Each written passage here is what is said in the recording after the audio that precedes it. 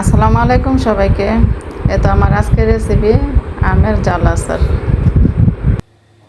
এখন চুলায় একটি প্যান দিয়ে এখানে দিয়ে দিচ্ছি সরিষার তেল।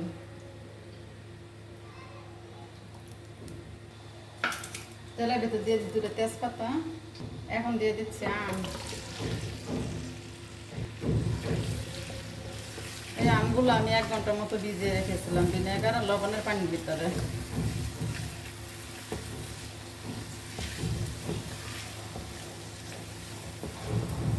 এখন আমটা তেলের ভিতরে ভেজে নেব কিছুক্ষণ।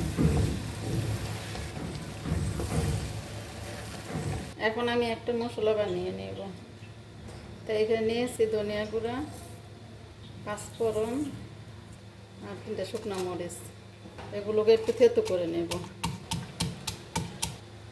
এটা আদা ভঙ্গ করে নিয়েছি।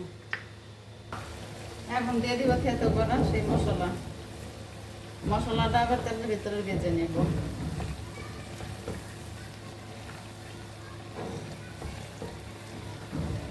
আর দিয়ে দিব রসুন। 3টা রসুন এখানে কোয়া করে নিয়েছি। এখন দিয়ে দিব মরিচের গুঁড়া, লবণ, দিয়েছি একটু হলুদের গুঁড়া, বিট লবণ, দিয়ে দিব চিনি আর দিয়ে দিচ্ছি 1 চামচ সিরকা।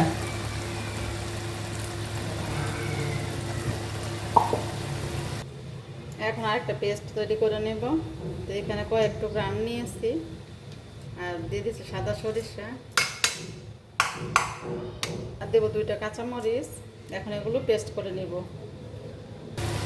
আর যে পেস্ট করেছিলাম ওই পেস্টটা দিয়ে দিচ্ছি।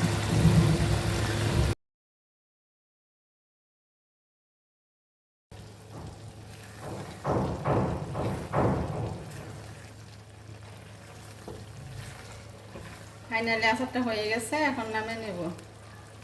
আজকের মতো রাখি, সবাই ভালো থাকেন। আল্লাহ হাফেজ।